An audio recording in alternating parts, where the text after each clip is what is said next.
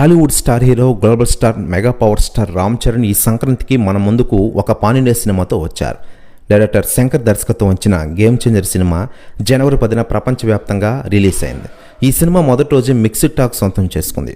దాదాపు 180 కోట్ల పైగా కలెక్షన్ సాధించి దుమ్ము దులిపిన విషయం తెలిసిందే.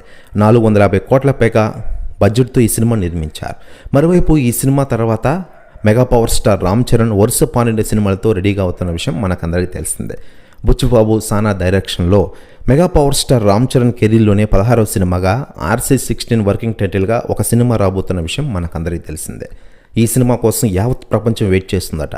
ఇప్పటికే RRR సినిమాతో ప్రపంచవ్యాప్త హీరో అయిన రామ్ చరణ్ ఈ సినిమాతో మరోసారి ప్రపంచవ్యాప్తంగా అభిమానులు పెంచుకునే విధంగా ఆయన ప్లాన్ చేసినట్లు తెలుస్తోంది. గేమ్ చేంజర్ సినిమా అనుకున్న స్థాయిలో ఆడలేదు. దీంతో RC16 పై అత్యంత అంచనాలు పెరిగిపోయాయి. అయితే లేటెస్ట్గా అందుతున్న సమాచారం ప్రకారం mega power star Ram Charan నటిస్తున్న RC16 నుండి ఒక బిగ్ అప్డేట్ ఇవ్వనున్నారట మూవీ మేకర్స్. ఈ మహాశివరాత్రికి ఒక బిగ్ అప్డేట్ ఇవ్వనున్నారట.